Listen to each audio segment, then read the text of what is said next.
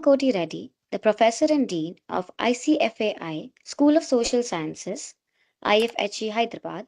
The topic for today's presentation is regional disparities and balanced development.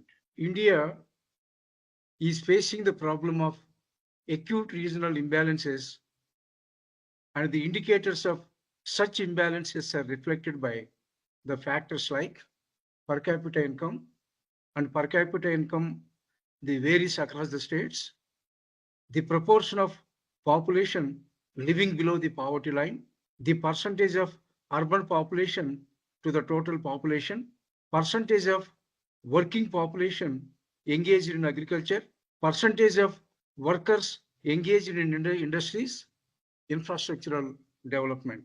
A region may be known economically backward because we used to treat some of the regions as economically backward. So it is indicated by symptoms like excessive pressure of population on land. So in those states, the majority of the population might be depending on agriculture, too much dependence on agriculture, high incidence of rural employment and the underemployment, low productivity in agriculture and cottage industry, low urbanization, absence of basic infrastructural facilities. So a region may be known as economically backward as it is indicated by symptoms such as too much dependence on agriculture, low productivity in agriculture, low urbanization, and absence of basic infrastructural facilities. As far as the per capita income is concerned, in 2024, Sikkim recorded with highest per capita income, followed by Goa and Delhi. So from this, we can say there were more variations in terms of per capita income across the states.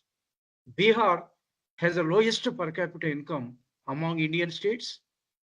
Jharkhand, Assam, Uttar Pradesh also relatively have lower per capita incomes compared to other states. In 2024, states with per capita income below the national average. For example, if you take Bihar, Jharkhand, Assam, the per capita income of these states was lower than the national average. But on the other hand, if you take the states such as Telangana, Delhi, and Haryana, so the per capita incomes of these states were significantly above the national average. So we have seen variations in terms of per capita income across the states. On the other hand, as far as the agriculture development is concerned, the entire agricultural development was concentrated in the states of Punjab, Haryana, and part of Uttar Pradesh. These three states had recorded a high rate of agricultural productivity due to its high proportion of irrigated area. So in these three states, we can observe more proportion of land under irrigation facility. So as a result, these three states have witnessed higher agriculture production and productivity as compared with other states in the country. Before independence, West Bengal and Maharashtra were the two most industrialized states because Britishers focused more on some of the areas where more raw material is available. So as a result, West Bengal and Maharashtra were the two most industrialized states before independence. But after independence, for example, now if you observe Gujarat, Punjab, Tamil Nadu, these three states have developed the industrial sector considerably by developing industrial units of all different sizes. Now these three states have become industrialized states in the country. So that much of progress that have been achieved as far as the industrialization is concerned after independence. Though we have achieved the industrialization, there were variations in terms of the industrial development across the states. As part of poverty, as of 2023, states such as Bihar, Jharkhand, Uttar Pradesh, and Madhya Pradesh. Just to see, for example, Bihar, Jharkhand, Uttar Pradesh, and Madhya Pradesh. In these four states, the higher proportion of people are living below the poverty line. At the same time, as far as the urban population is concerned, because see, the higher proportion of urban population indicates the economic development of the particular state. The states which are maintaining higher percentage of urban population than the national average include. For example, in these states, you will find higher proportion of urban population, Maharashtra, Tamil Nadu, and Gujarat, and then followed by Karnataka, Punjab, Andhra Pradesh, and West Bengal. On the other hand, we will find less urbanization in the states such as Himachal Pradesh, Assam, Bihar, Odisha, and Arunachal Pradesh. The per capita consumption of electricity, because it is considered as an important indicator of regional disparities. As because of the availability of the electricity, higher availability of electricity, some states have been developed. In some of the states, per capita consumption of electricity is very low. As a result, these states remained backward. The states such as Punjab, Gujarat, Haryana, Maharashtra, having higher degree of industrialization and mechanization of agriculture, have recorded a higher per capita consumption of electricity than the economically backward states such as Assam, Bihar, Odisha, Madhya Pradesh, and Uttar Pradesh.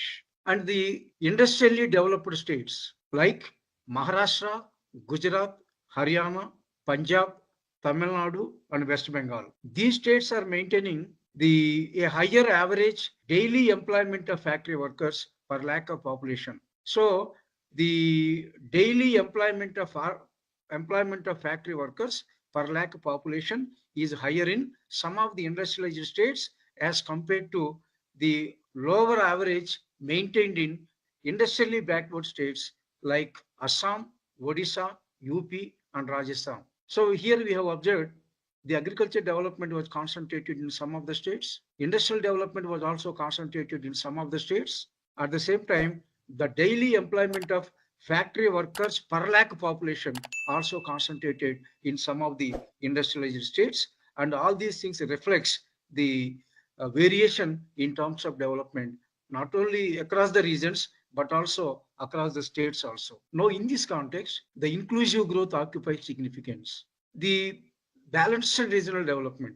As we have observed regional imbalances across the states, there is a need to achieve balanced regional development. The balanced regional development is crucial for promoting inclusive growth and addressing inequalities within the country or a region. The inclusive growth emphasizes creating opportunities for all individuals to participate in. So all individuals should have access to all kinds of facilities, and the fruits of economic development should reach to all sections of the people, and no one in the society uh, cannot be neglected from the fruits of the benefits.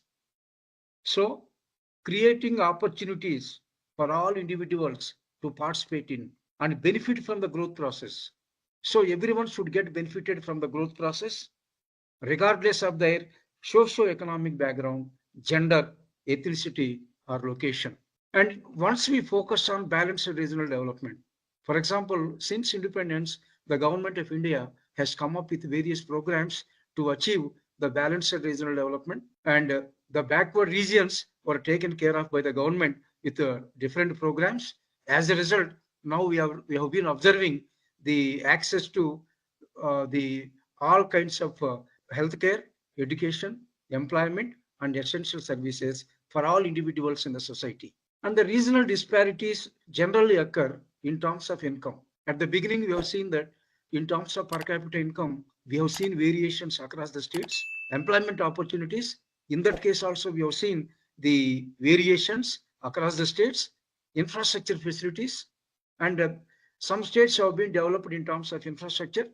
Such states have achieved industrialization, education, and healthcare, and overall quality of life. Actually, these are the indicators for regional disparities. If you take western and southern states in India, western and southern states such as Maharashtra, Gujarat, Tamil Nadu, and Karnataka have historically achieved higher economic growth compared to eastern and northern states like Bihar, Odisha, and Uttar Pradesh. Now here we can highlight the importance of infrastructure facilities available. So from this we can say more physical and social infrastructure is available in the regions of the southern region and western region, And in terms of physical and social infrastructure, eastern states and northeastern states were lagging behind.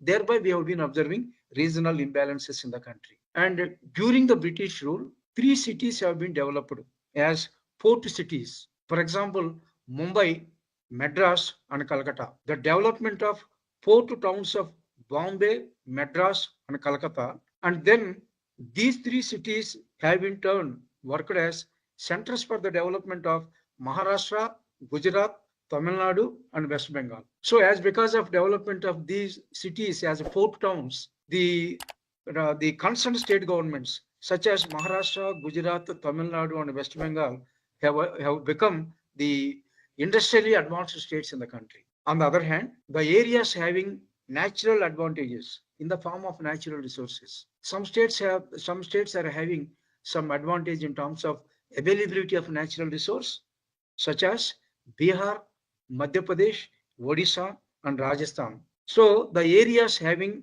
natural advantage in the form of natural resource, such as Bihar, Madhya Pradesh, Odisha, and Rajasthan, have lagged far behind in the process of economic development. Actually, for in the process of economic development, there should be proper utilization of the availability of natural and capital resources in the country. Though natural resources are available in plenty, the optimum utilization of resources plays an important role in terms of achieving the economic development. Now, if we observe the types of backward areas, we will find economically backward areas. As far as the economically backward areas are concerned, these are the areas where the per capita income is below the national average. For example, if you observe the states such as Bihar, Uttar Pradesh, Jharkhand, Meghalaya, and Assam, the per capita income of these states, it was lower than the national average. So these states, these areas comes under economically backward areas. As far as the socially backward areas are concerned, these are the areas where social indicators such as literacy, health facility, nutrition are below the national average. For example, if you observe some of the districts in the states of Bihar, Jharkhand, Madhya Pradesh, and Odisha, in these districts, the health indicators, the progress of health indicators was lower than the national average. And infrastructure backward areas. So the infrastructure facilities available in some of the states are not adequate for achieving the economic development. And for accelerating the economic development, the more infrastructural facilities have to be created. And if you take the facilities such as roads, electricity, and water supply is inadequate in some of the states of the country. And geographically backward area. For example, we will find the remote areas, hilly areas, and difficult terrain areas. These are the various examples of backward area. So from this we came to know, and if you divide the backward areas, just if you segregate the backward areas, you will find some of the areas are economically backward, some areas are socially backward. Socially backward means, as I have already mentioned, in terms of literacy, health, and nutrition, their status was lower than the national average. And some states are lagging behind in terms of infrastructure facilities, and some areas are remote areas, hilly areas, or have difficult terrain. These are all geographically backward areas. And the next one, for example, if you observe Bundelkhand region, this region spans across the states of Uttar Pradesh and Madhya Pradesh. So Bundelkhand region spans across the states of Uttar Pradesh and Madhya Pradesh and is characterized by poverty, low agricultural productivity, and inadequate infrastructure. So particularly these are the characteristics of Bundelkhand region. There you will find more poverty, higher proportion of people are living below the poverty line, and agriculture productivity is also very low, and infrastructure healthcare facilities. So these are the various examples for the backward areas. And while examining the impact of balanced regional development on inclusive growth, because at the beginning I have clarified balanced regional development is crucial for achieving the inclusive growth in the country. So if you observe rural urban disparities, in urban areas 92.7% of population has access to electricity. So 92.7% of population in urban areas have access to electricity, while in rural area, only 55.3% of the population, they have access to electricity. So here you've seen, in terms of availability of electricity, you've seen disparities between urban area and rural area. The rural urban disparity in standard of living is concerned, it is highest in Jharkhand and Odisha. So there you will find disparity in terms of standard of living. Disparity in terms of standard of living between rural and urban area is highest in Jharkhand and Odisha and lowest in Punjab and Kerala. So as far as the Jharkhand and Odisha is concerned, the standard of living in urban areas is more as compared with the rural areas.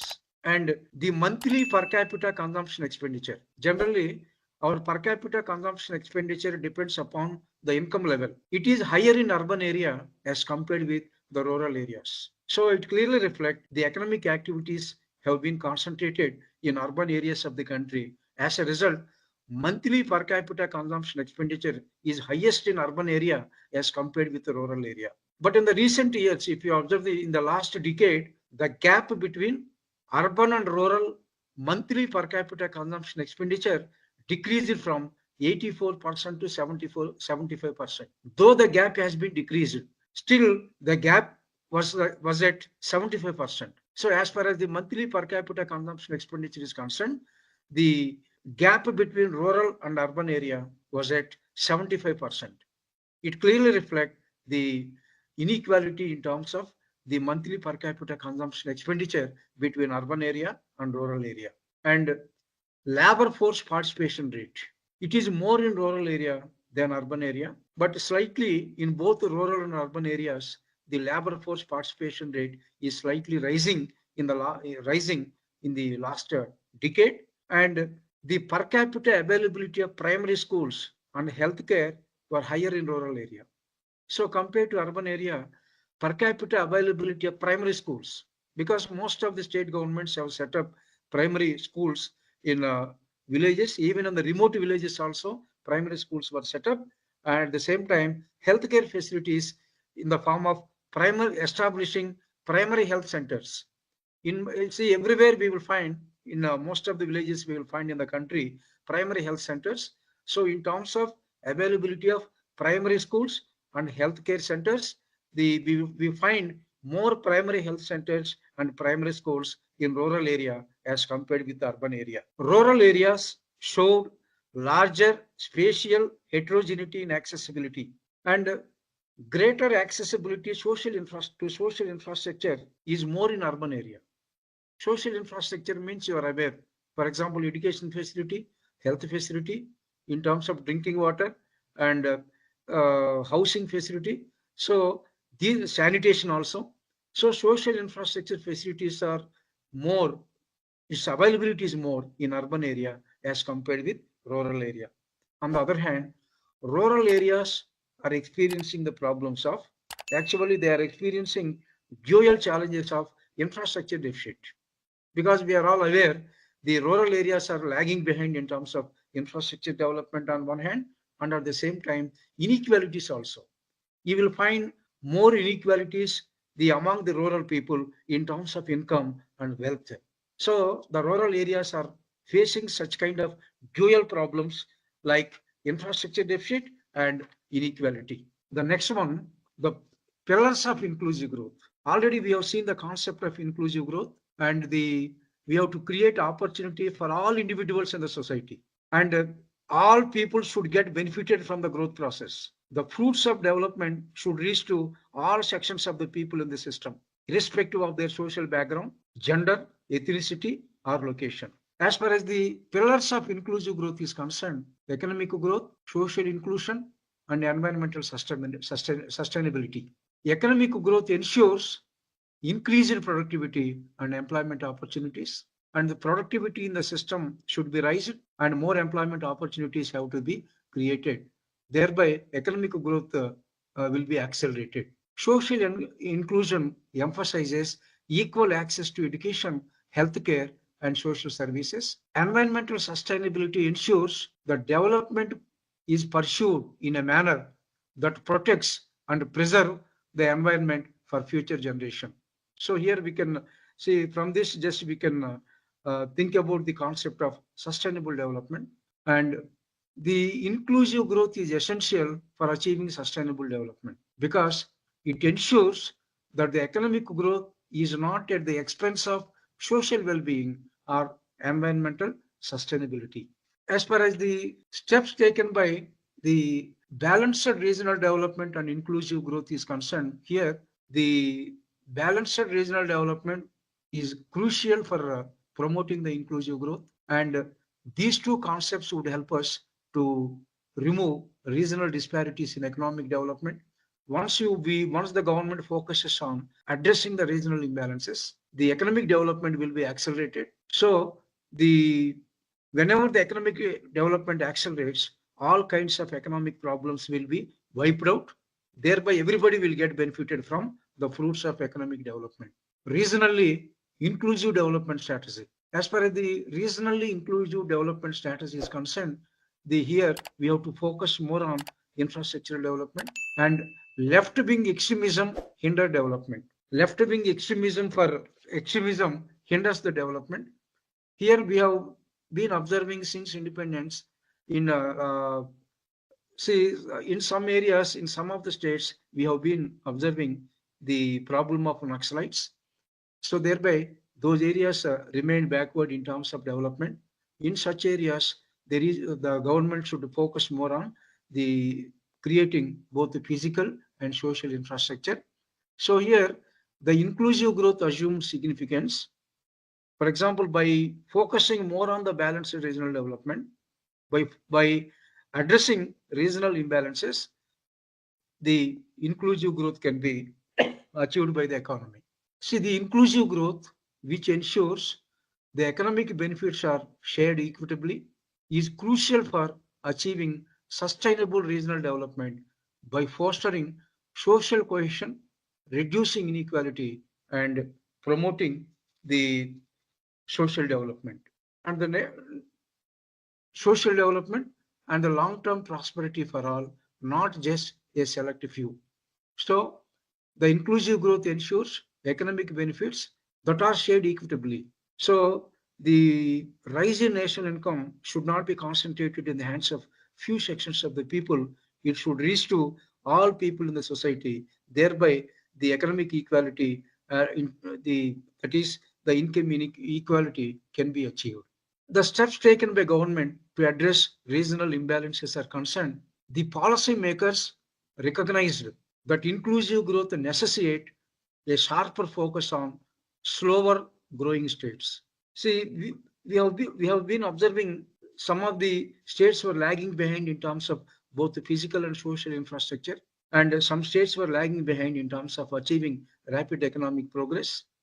So, the inclusive growth necessitates a sharper focus on slower growing states, especially the backward regions in the country. So, in those areas, there is a need to enhance public investments on both the physical and social infrastructure. So, based on the recommendations of the policymakers, the government of India have allocated more resources for backward regions of the country since independence, particularly through five-year plan process. We had a five-year plan process till 2017. The five-year plan process began in India in 1951. The first five-year plan began on April 1st, 1951, and the planning process was ended on March 31st, 2017. There, in the place of the five-year plans, particularly Planning Commission used to formulate the five-year plans. In the place of Planning Commission, Niti Aayog came into existence. Okay, that just for the sake of your understanding, just I've explained the concepts of both Planning Commission and the Niti Aayog. So here, the policymakers have advised the government of India to invest more more amount towards the development of physical and social infrastructure in backward regions of the country. And on the recommendations of the policymakers, the government of India has come up with the special area development programs. Special area development programs. The next one, the central government has been helping the state governments through various transfers to achieve an equalizing level of development. For example, Finance Commission used to recommend grants to the backward regions of the country. So the financial transfers to states have been just we can treat it as the financial transfers under the Finance Commission and direct investments in less developed states. Government of India is investing heavily in less developed states under centrally sponsored schemes. If you observe the centrally sponsored schemes like PM Gram Sadak Yojana, so the government of India is investing heavily on the construction of road facilities in backward regions of the country. More funds have been allocated to backward states under this program. It is a centrally sponsored program. So as I mentioned, direct investment into less developed states under centrally sponsored schemes, PM Gram Sadak Yojana, Mahatma Gandhi National Rural Employment Guarantee Act, PM Awas Yojana, National Security Assistance Program, Swachh Bharat Mission, PM Krishi Sanchay Yojana, Rashtriya Krishi Vikas Yojana, National Food Security Mission, National Health Mission, National Horticulture Mission, Ayushman Yojana, PM Fasal Bima Yojana. These are all various centrally sponsored schemes. Under these schemes, the backward regions are getting adequate funds. And the government of India approved integrated action plan in 2010. Thereby, 60 districts have been benefited, selected tribal and backward districts. So the government of India approved integrated action plan in 2010 for 60 selected tribal and backward districts. And the same scheme has been extended during 12th five-year plan also. The duration of the 12th five-year plan is 2012 to 2017. So during the 12th five-year plan, 88 most backward districts have been covered under this program, under this integrated action plan. Each district was given a financial assistance of 25 to 30 crores. So a financial assistance of 25 to 30 crores has been transferred to each identified district. So here I have already mentioned 88 most backward districts have been identified during the 12th five-year plan, and funds will be placed at the disposal of the committee headed by the district collector.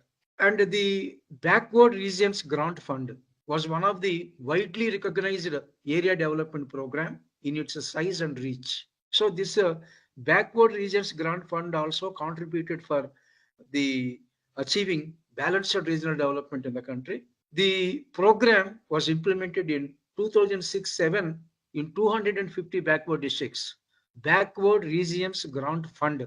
This program has been implemented as an improvement over Rashtriya Sam Vikas Yojana, which was launched in 132 selected districts, of which 100 are backward districts and 32 districts are affected by left extremism in 2003-2004. So the main objective of this program was to reduce infrastructure disparity between rich and poor districts in India. So here I have mentioned the one of the important fund that was launched by Government of India to address regional imbalances. That is Backward Regions Grant Fund. It was introduced in 2006-7 in 250 backward districts, and it was implemented as an improvement over Rashtriya Sam Vikas Yojana. And we have Border Area Development Program also. Border Area Development Program is another centrally sponsored program initiated in border areas of Western region during 1985-1990. So this program also focused more on infrastructural development in the border areas of our country and promotion of security among the border population. So two important things we have to remember as far as border area development program is concerned. Under this program, infrastructure facilities have been created in border areas of our country. Not only infrastructure facilities, promotion of security also was taken up as one of the objective under this scheme. So this program has covered 358 border blocks of 94 border districts of 17 states located along the international land border. And we have Western Ghats Development Program also. Western Ghats Development Program covers two hill districts of Assam. In Assam, two districts were covered. Those two districts are North Kachar and Karbi Aglam. These two districts in Assam and major part of Darjeeling district in West Bengal, Nilgiris district in Tamil Nadu, and 175 taluks of Western Ghats were covered under Western Ghats Development Program. So apart from these policy initiatives, government also has come up with various special programs like Northeastern Region Development. For example, through various budget, the central government has allocated resources for Northeastern for the development of Northeastern states also. So Northeastern Region Development, Rajiv Gandhi Panchayat Sashaktikaran Abhiyan, providing urban amenities to local area. We call it as PURA. Mahatma Gandhi National Rural Employment Guarantee Act, PM Gram Sadak Yojana, Rajiv Gandhi Gramin Vidyutikaran Yojana, and Total Sanitation Program. And the Niti Aayog, as I mentioned earlier, the Planning Commission was renamed as the Niti Aayog. The Niti Aayog formulated 3-year action plan for backward area development, including North Himalayan states, Northeastern states, coastal regions, islands, desert areas, and drought-prone areas. So these are, like that, some of the backward areas have been identified. And the one more important step taken up by Government of India is the Aspirational District Program. The Aspirational District Program was launched in January 2018 in 112 most backward districts. Just once again, I am repeating, the Aspirational District Program was launched in January 2018 in 112 most backward districts. It aims to transform districts that have shown relatively lesser progress in key social areas and emerged as pockets of underdevelopment. So the program wants to transform districts that have shown very little progress in terms of the social aspects. And successful implementation of aspirational district program is the key to India achieving its sustainable development goals. We are towards at the end of the discussion. Now I would like to conclude by saying if the balanced regional development is to contribute for inclusive growth, because already we have seen that balanced regional development promote inclusive growth, thereby the all people in the society, all individuals in the economy would get the fruits of development. So the balanced development is to contribute for the inclusive growth. The backward states or regions require more investment in their social and infrastructure sectors. As far as the education is concerned, we have achieved some progress. In the last 2 decades, we have seen some progress as far as the education sector is concerned. But the healthcare system should be improved to achieve the better outcomes. Because the tertiary health services are concerned, only the 99% of the tertiary health services are available with the private sector only. So the tertiary health services have become more expensive. So as a result, the healthcare system should be improved to achieve the better outcomes. And at the same time, more research and ground level understanding are required to identify the backward regions. Because in my presentation at various at different times, just I told that different districts, sometimes we have seen 280 districts, 112 districts, like that. We have seen the program covers this much of districts, like that. So in order to identify the backward regions, more research and ground level understanding is required. To conclude, regional disparities remain as an alarming issue even today. Still, regional inequalities exist in the country. As I mentioned, only the southern states and the western states are developed as compared with the other states located in other regions of the country. So, in order to tackle this problem, the policy makers have to identify the pockets of underdevelopment and fund according to the local needs. Thank you for giving this. Dr. Koti Reddy, the Professor and Dean of ICFAI, School of Social Sciences, IFHE Hyderabad.